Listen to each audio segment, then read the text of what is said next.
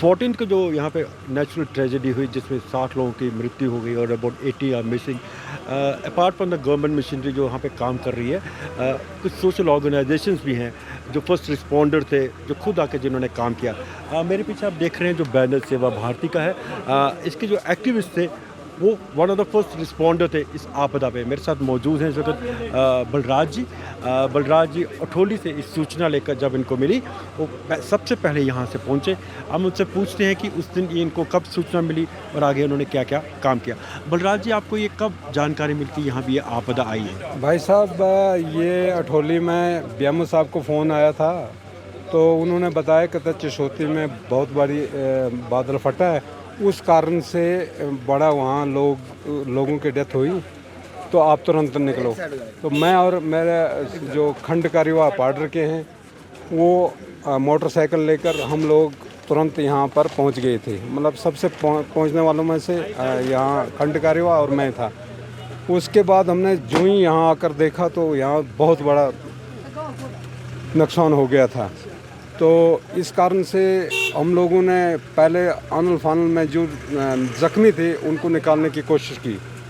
लगभग ये 12-13 लोगों को हमने यहाँ से निकाला था। उसके बाद हमने ऊपर जाकर जहाँ लंगर चलता था वहाँ डेड बॉडियाँ पड़ी हुई थी घिराट के पास, वो 3 डेड बॉडियाँ और 2 लेडीज़ थी वहाँ, उनको भी बाहर निकाला था। तो उसके बाद हमने यहाँ सोचा कि बहुत बड़े लोग आ रहे हैं सेवा भारती की ओर से, और संघ ने बहुत बड़ा ये काम किया कि जो यहाँ चाय वाय और ब्रेड श्रेड लोग भूखे थे, उस कारण से यहाँ लोग बड़े फंसे हुए थे। तो उनके लिए भी हमने फिर 14 को ही शाम को हमने ये सारा प्रोग्राम किया था।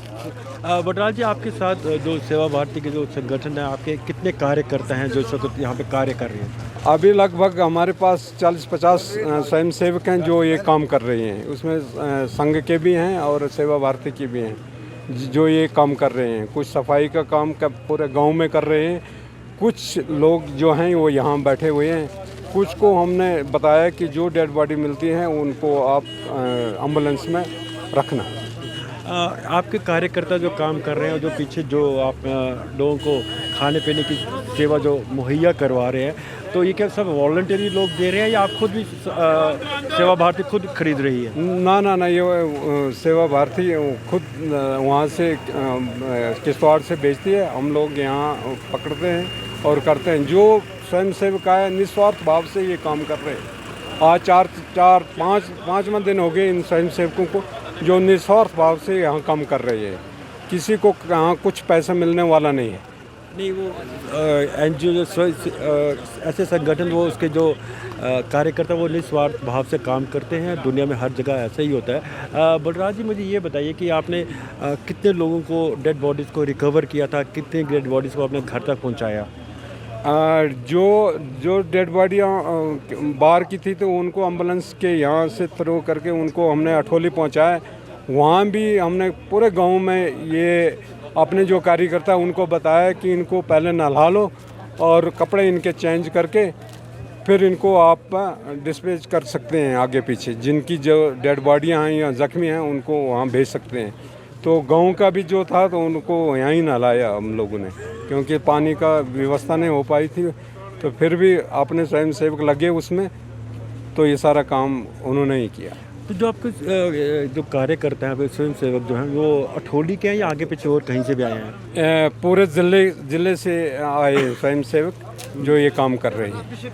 तो आपको क्या मिशन है कि जब तक ये पूरा क्लियर होगा तब तक आप यहीं पे रहेंगे? बिल्कुल, जब तक ये सारा मिशन समाप्त नहीं होगा तब तक ये काम हम लोग करेंगे। निस्वार्थ भाव से हम काम करेंगे। शुक्रिया। ये तो बलराज जी जो सेवा भारती से है। सेवा भारती एक फ्रंटल ऑर्गेनाइजेशन, फ्रंटल ने रोल अदा किया है रिलीफ मेजर्स में, और इसी तरह की कोई और भी ऑर्गेनाइजेशन है। बट बलराज जी का माना ये फर्स्ट रिस्पॉन्डर था when this crisis happen, natural disaster happen.